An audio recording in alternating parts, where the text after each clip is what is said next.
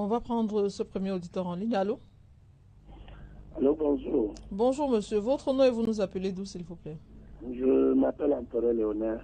J'appelle d'Aqua. Bonjour empereur. Bonjour Florence. Oui, allez-y empereur, posez votre question. Oui, je voudrais demander au docteur, quand on est déjà dépendant d'une certaine maladie qui nécessite la prise de ces anti-inflammatoires, comment peut-on faire pour s'en débarrasser? Est-ce qu'il y a une possibilité, y a-t-il une autre façon de guérir? Bref, de se passer de ces anti-inflammatoires, parce que là, je prends mon cas, moi je souffre depuis des années des arthroses et autres. Quand je ne prends pas ces anti-inflammatoires, je ne peux pas marcher, je ne peux pas bien marcher.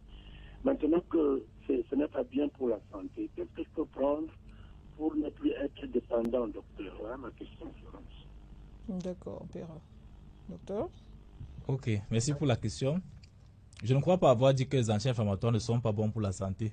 Il faut qu'on se comprenne bien. Tout médicament est bon pour la santé parce que ça vient aider l'organisme à résoudre un problème que l'organisme n'a pas réussi à résoudre lui seul.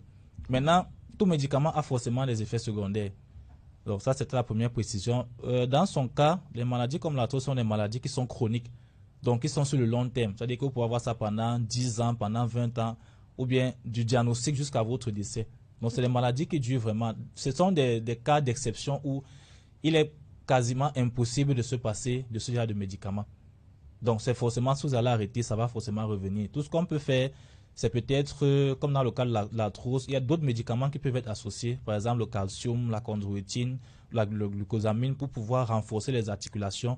Mais là, je pense que c'est mieux que le papa en question en parle avec son médecin, le médecin qui le suit depuis, pour savoir quelle est la thérapie alternative qui peut cadrer avec lui dans son cas.